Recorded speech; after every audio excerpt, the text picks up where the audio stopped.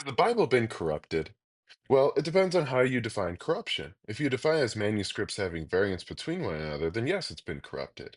But if you define as the meaning of the text significantly changing over time, then it's a definite no.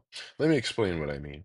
In the Greek New Testament, among the over 5,000 manuscripts we have, there are over 400,000 variants. However, most of these variants are just spelling or scribal errors. Less than 1% of these over 400,000 variants make any meaningful difference to the text. And even the ones that do make a meaningful difference to the text, none of them change any major doctrinal issues or articles of the faith. So none of these differences would ever lead you to believe Jesus wasn't the divine Son of God who was crucified, died, and rose again.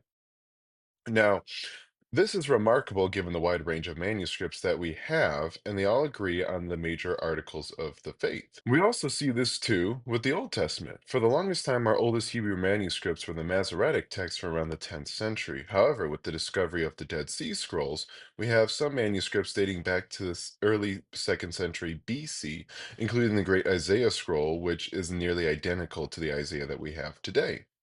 And these texts have greatly helped our understanding of the preservation of the Old Testament texts. And what we see is that with most of the variants in the Old Testament are the same with the New Testament. There are mostly spelling and scribal errors, and there are very little variants that significantly change the meaning of the text, and none that cause any major doctrinal differences. Now, you're probably wondering how we know what the original texts look like with all these variants, and how do we determine what is authentic and what isn't?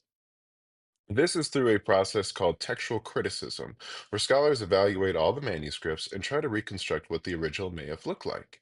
And through this process, scholars put together what the original text looked like, and then that is what is used to be translated into whatever language is intended to be read in. One thing I want to make clear here is that these scholars aren't arbitrarily picking and choosing what they like and don't like from these manuscripts and putting together some random text, but they are faithfully trying to put together through certain criteria what the original text may have looked like, no matter what the outcome may be.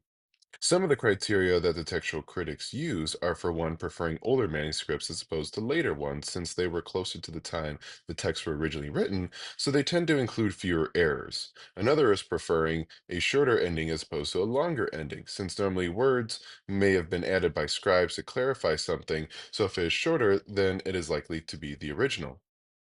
Also, they preferred a harder reading as opposed to an easier reading, since scribes would tend to try to harmonize or clarify certain verses to make it easier to understand. So, if the reading is harder, that is more likely to be original.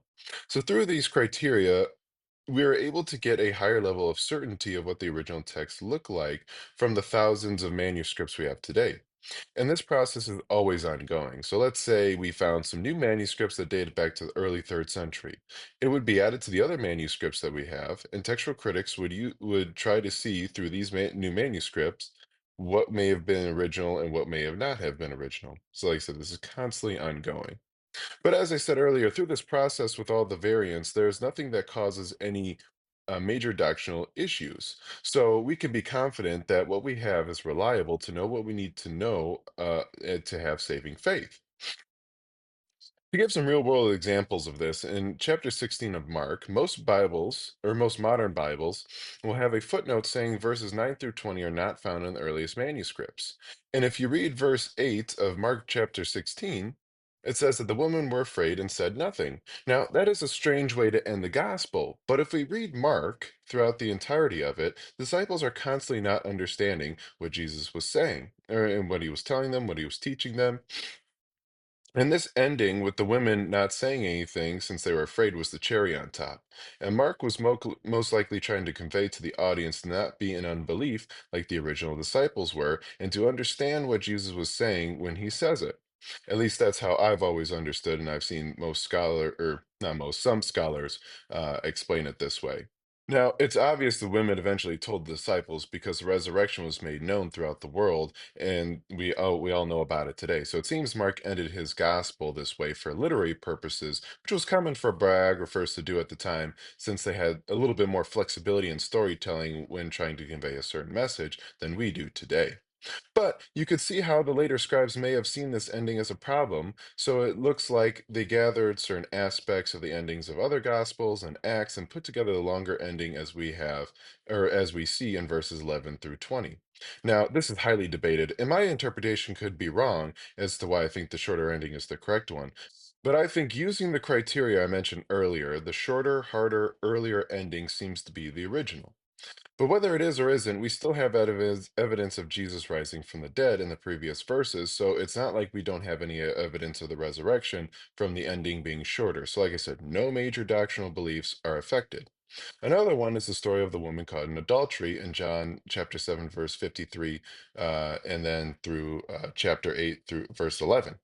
You will again see a footnote saying the story is not in the early manuscripts, and you also see that it appears in certain places in Luke. Now, this is a tough one because although it wasn't in the earliest manuscripts of John, the fact that it was placed in some of the manuscripts of Luke leads me to believe it may have been a story that happened, or it was an early tradition that was going around and was placed in Luke or John's gospel, so it couldn't be recorded somewhere. And that is entirely possible, but I don't think it was authentic to the narrative either John or Luke's gospel. But either way, whether the story is true or not, it doesn't affect any major doctrinal beliefs. So those are some of the more extreme examples, but to show you what textual critics are mostly working with are things like what I have on the screen here. So imagine these three lines are three different manuscripts. You can see it is very easy to reconstruct what the original sentence was, which is God is love. So a lot of these variants we see are just things that like this, and textual critics are trying to work their way through all of them to try to get to what the original text may have been.